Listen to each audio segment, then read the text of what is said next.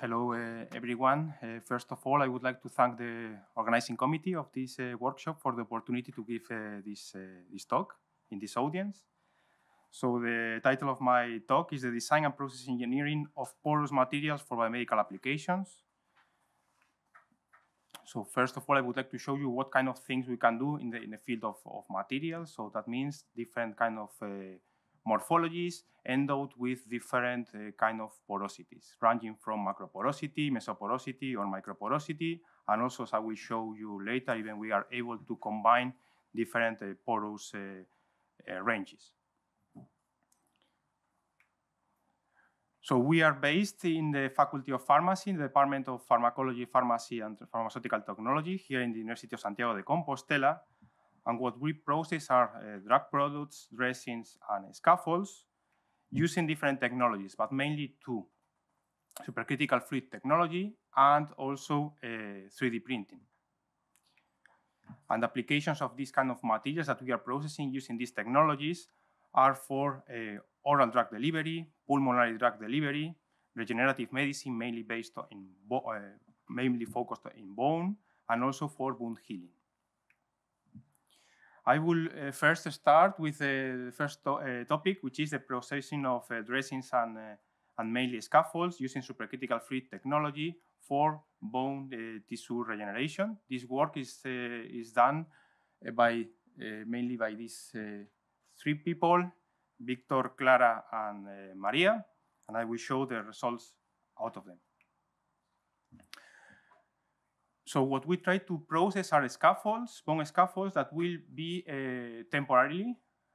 We will give some time to the biological tissue to regenerate and to colonize these scaffolds to generate a mature and well-defined, well-developed tissue. The morphology of this scaffold will be done in a way that the tissue will be remodeled in a good way. And also we will end up these scaffolds with the capacity of incorporating different bioactive compounds that will promote certain biological processes. Using this, we will be able to obtain some scaffolds that can be easily colonized by cells, and also we see below the possibility of a good tissue integration. So how do we do this? We do this using, as I said before, supercritical fluid technology. Why supercritical fluid technology? For several reasons. First of all, we can use low temperature processing temperature. Also, we are avoiding the use of organic solvents or of any solvent, as I will show you. And at the same time, we are able to tune the morphology of the structure according to our needs or our demands. So for that, we use, as I said, this technological platform that we have available at our department for supercritical fluid technology. And what we obtain are these kind of,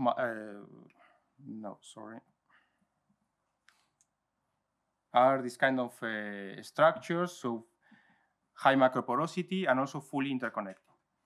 At the same time, we were able to incorporate to this processing the possibility of sterilization. So we are obtaining a sterile scaffold during the processing itself, which is very relevant because otherwise probably with this kind of materials would be difficult because these polymers have a low melting point, so thermal sterilization will not be able to, and also with other sterilization techniques, the composition will be damaged.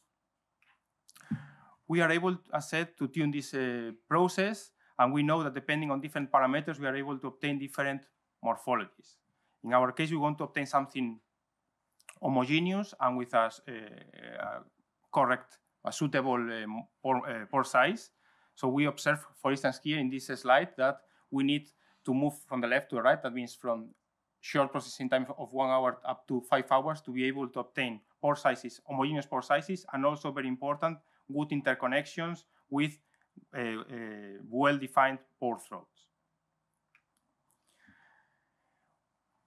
Due to the possibility of not using any solvent, and also due to the possibility of using low processing temperatures, these scaffolds can incorporate different bioactive compounds as sensitive as, for instance, growth factors. Or also we can incorporate dexamethasone for induce bone differentiation, osteoblast differentiation. These scaffolds then were tested in vivo in rat and sheep models in collaboration with the University of La Laguna and also with the Hospital of A Coruña. And we saw that in those cases, the compatibility with the host tissue was excellent, and also the possibility or the capacity to promote the bone repair.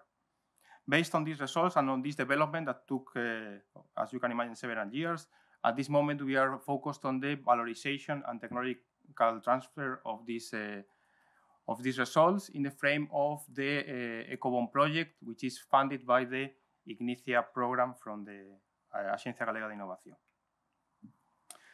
The other, we move now from macroporosity to mesoporosity and microporosity, and we move to aerogel technology. We apply this to different uses for drug products, dressings, and also scaffolds, using in this case supercritical fluid technology and also printing technologies for several uses, as I will explain later. This work is done by these people that you see in the picture, Ana, Beatriz, Toa, and Carlos.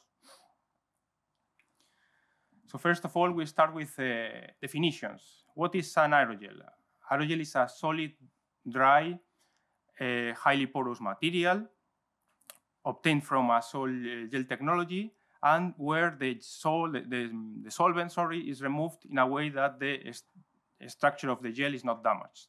This is not usually commonly obtained by typical oven drying, neither by freeze drying, and usually by supercritical drying.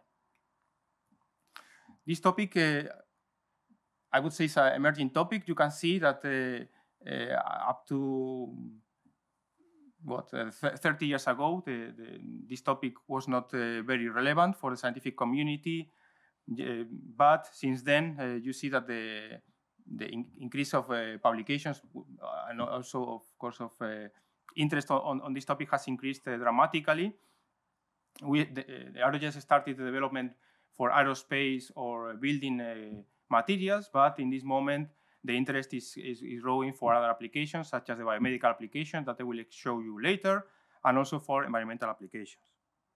As other proof of this interest, we are currently running a cost action based on aerogels for environmental and life science applications. This is a quite a large network of around 500 people coming from 47 different countries. So we have now the good growing medium, let's say, for improving this technology and the results on these materials. So I will focus only on biomedical applications, but since in this forum there are also interesting environmental applications, I leave also in this slide other possibilities of using these aerogels. But I will show you mainly the application of aerogels for biomedical applications, mainly as carriers for drugs with low hydrosolubility, also cytotoxic drugs or proteins or polypeptide drugs. Also the possibility of using or preparing aerogel-based materials for bone tissue regeneration or regenerative medicine, and also as dressings for wound healing.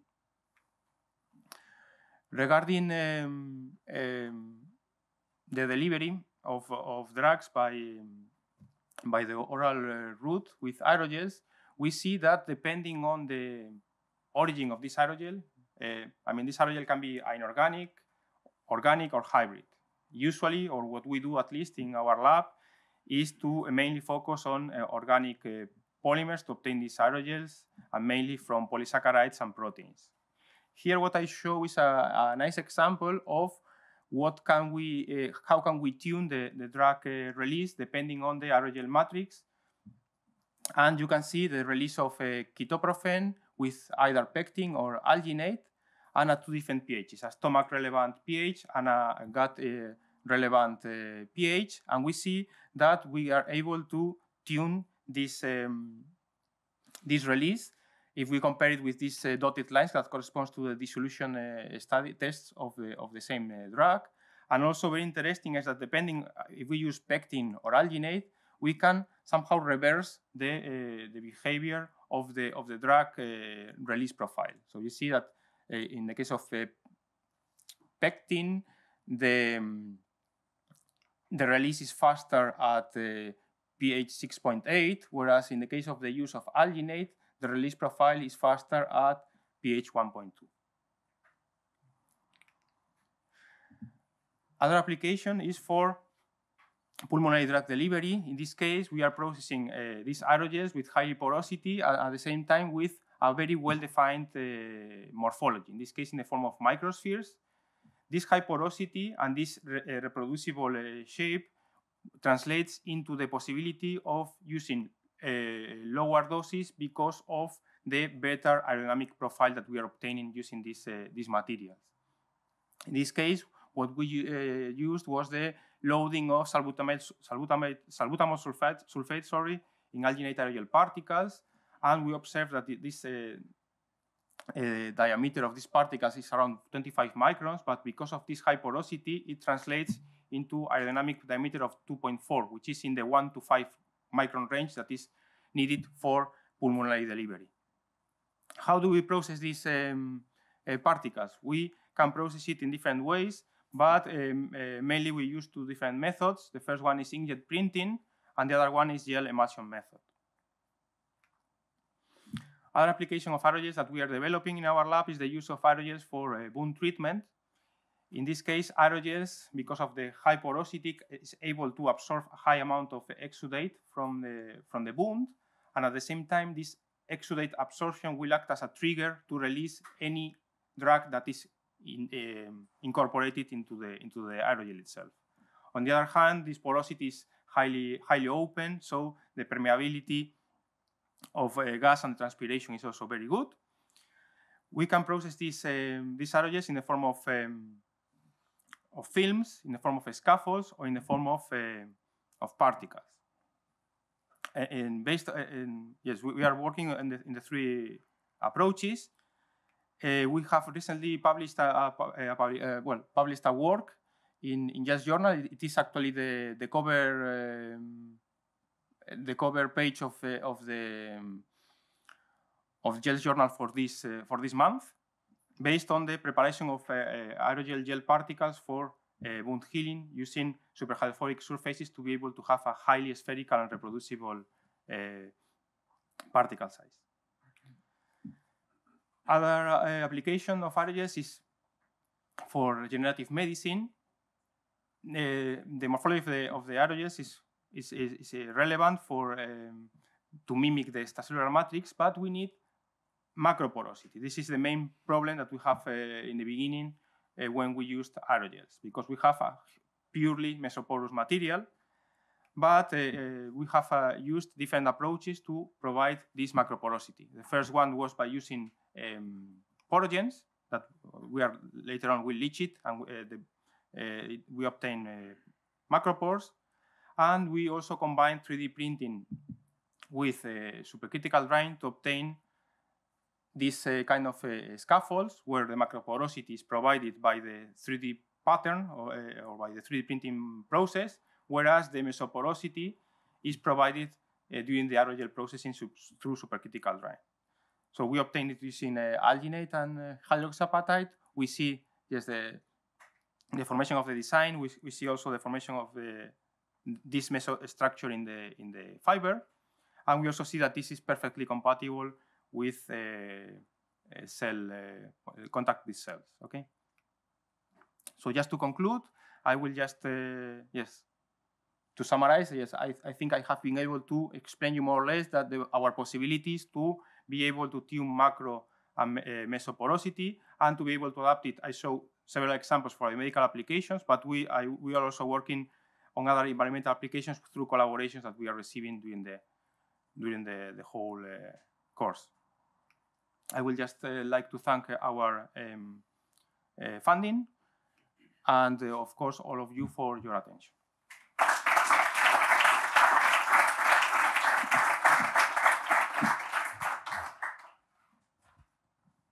¿Preguntas? ¿Un comentario?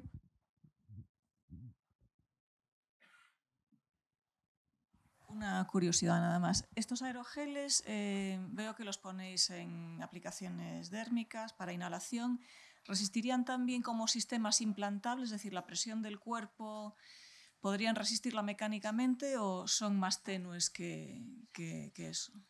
Okay, so the question is if these aerogels have the mechanical properties suitable for grafting, for being implanted, right? For implantation. So the answer is yes, but taking into account the application, we should adapt the formulation and to use different components and prepare it in a different way. Okay, but this is perfectly possible. Yes, indeed, they are being tested for bone regeneration, therefore. Yes, at this moment we are testing them for bone. In this case, it's not a pure aerogel product, it's an aerogel containing product. We see that the incorporation of the aerogel promotes a better interconnectivity and also allow us to tune better the release of the bioactive agent from the scaffold. Carlos, you are thinking the bone, the case of alginate plus hydroxapatite. You are thinking the regeneration of bones. For regeneration of bones, we are using different approaches to combine synthetic polymers such as polycaprolactone or PLGA with polysaccharides as alginate and incorporating hydroxyapatite. And also we are using alginate with hydroxyapatite, although we see that in this case the degradation is quite fast. So we are still in this application. We are still looking for the adapt the composition to have a longer degradation rate. Yeah, I just a comment just to open a little bit the scope of the aerogels. I just want to mention that there are a lot of recent paper on magnetic aerogels also, because you can confine the nanoparticles in different regions of your system, and then maybe you know much more than me about the properties that maybe change it or different, no? Depending on the configuration. And also with quantum dots and also with gold nanoparticles also for photothermal therapy.